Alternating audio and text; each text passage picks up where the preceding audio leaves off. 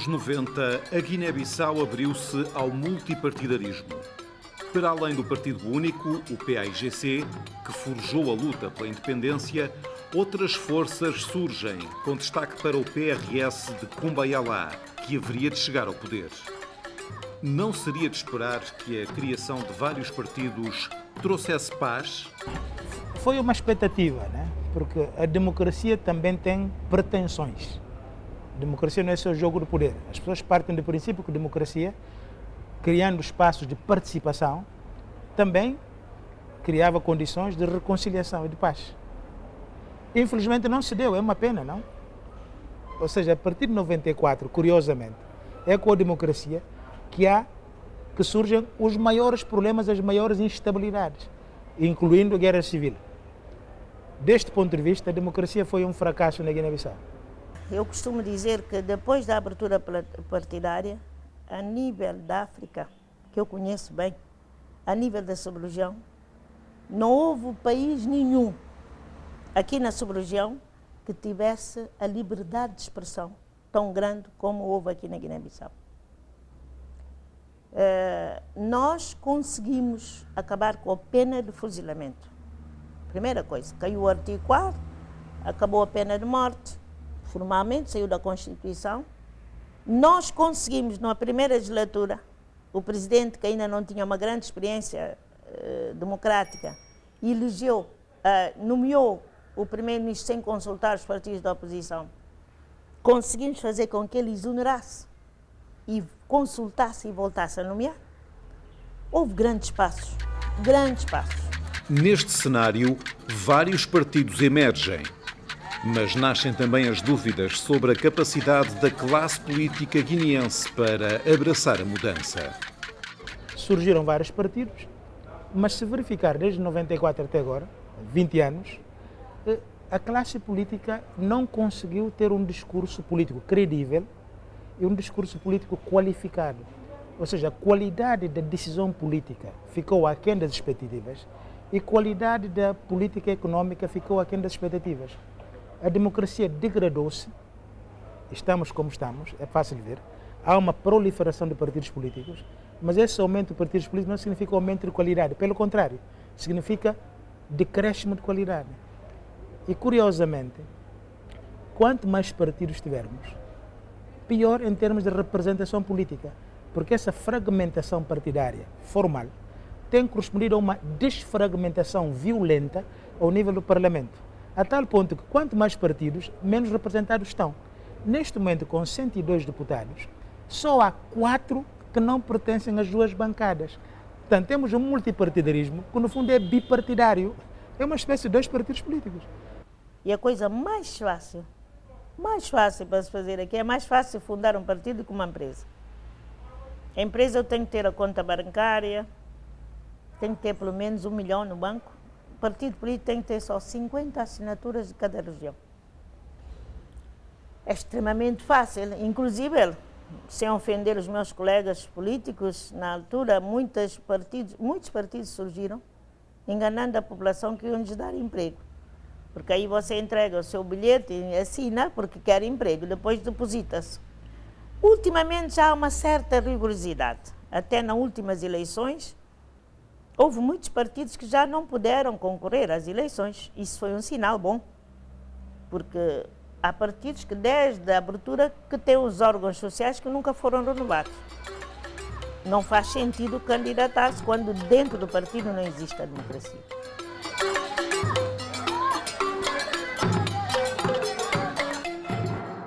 Acha que têm sido importantes os partidos políticos na Guiné-Bissau? Ao meu entender, acho que é muito importante, porque se estamos a falar da democracia, é bom, cada um é livre de criar, por causa da democracia, que é o poder do povo. Há vários partidos políticos e há muito jogo de interesse a nível interno. Os partidos políticos só intervêm quando têm eleições presidenciais ou legislativas. Portanto, eu entendo que não há um papel importante. criação dos números dos partidos políticos na Guiné-Bissau tem sido muito importante, a criação dos partidos políticos, mas o número dos partidos políticos que cá existem ultrapassa a nossa expectativa, porque no nosso país tem mais de 50 e tal partidos e estes partidos só aparecem nos momentos das eleições e muitos partidos nem sequer têm sede. Até os populares não conhecem muito bem os seus políticos. Acha que têm sido importantes os partidos políticos na Guiné-Bissau? Para mim acho que não, porque eles aparecem mais no momento de campanha e sensibilizam as pessoas para votar neles e depois daquilo não voltam mais a falar com as populações. Para mim a forma de criação do partido devia ser criado pelos políticos capazes, os políticos que possam fazer política de forma construtiva, pensando nos interesses superiores da nação, em vez de estarmos a criar os partidos como sendo estamos a criar uma empresa, porque a criação dos outros partidos parece somente a criação das empresas. Temos vários partidos políticos e alguns vão só para interesses individuais. O que nós precisamos é partidos que vão trabalhar mais para construir a nossa terra. Acho que sim.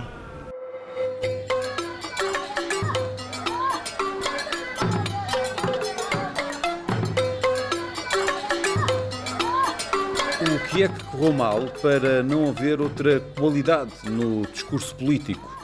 Sabe, a nossa democracia começou, infelizmente, com um grande passivo, uma herança pesada, negativa. Viemos dos anos 80 e nos anos 80 houve duas coisas gravíssimas. Eu dizia quase dois pecados capitais. Nos anos 80 houve liberalização comercial e econômica. Nesse período dos anos 80, eu digo isso com muita seriedade, houve, digamos assim, uma quebra de consenso ético. A partir dos anos 80, começaram a aparecer na grande família do PGC os mais ricos, os que não tinham nada. Você recorda-se, quando começa a guerra de 7 de junho, o Ansoumana Mané aparece na televisão pela primeira vez com um baguete, com um pão. A dizer, olha, temos esse pão grande, mas nós temos só um pedacinho, ou seja, mostrar que na Guiné-Bissau há um pequeno grupo que de repente começou a enriquecer-se e grande parte da população não tinha nada. Ou seja, viemos dos anos 80 com uma estratificação que quebrou o consenso ético que vinha da luta de liberação nacional. Tudo o que está a acontecer é uma guerra dentro da família do PGC, combatente contra combatente. Portanto, aí começa a ruptura moral. Portanto, as pessoas preocuparam-se em quê? Safar-se, em vez de safar o país. Isso é que foram os anos 80. Safar-se, em vez de safar o país. Isto está na base daquilo que eu... Portanto, a democracia, quando começa, vem com este passivo. As empresas, por que foram à falência? Vai ver, é a mentalidade da luta armada. Eu lutei, eu mando, eu tenho direito. Eu sou combatente da liberdade da pátria. Então, agora, depois da independência, tenho direito. Eu tinha um chefe meu que me dizia, eu emprestei o dinheiro. Quando eu morrer, os meus filhos que paguem. Porque eu tenho direito, eu lutei. Está a ver? E é isso, não havia o poder econômico. E o Amílcar bem dizia, eu preparo-vos para lutar, mas não para governar. Governar e lutar é totalmente diferente. Os anos 80 são ainda marcados por episódios de forte repressão. Detenções arbitrárias e execuções sumárias que motivam sentimentos antagónicos. Até hoje. E nos anos 80 aconteceu outra coisa gravíssima. Houve o caso chamado 17 de outubro. Começou em 85 e deu nos fuzilamentos de 86. Portanto, por um lado, a liberação econômica, que criou desigualdades, mais pobreza. A desigualdade com desenvolvimento é uma coisa boa, não podemos ser iguais. Desigualdade com desenvolvimento. Agora, desigualdade sem desenvolvimento é uma coisa chocante. Por outro lado, houve uma repressão terrível que aconteceu na nossa terra, é uma coisa triste. Esse caso levou dezenas de quadros antigos combatentes à prisão. E muitas mortes, além dos fuzilamentos, digamos, por sentença judicial. Criou feridas gravíssimas. Essas feridas, do ponto de vista moral e do ponto de vista, digamos, penal, injustiça, estão a ressentir-se, fazem-se ressentir hoje em dia. Se você olhar para a configuração do nosso país, vê que esses problemas dos anos 80 estão presentes hoje.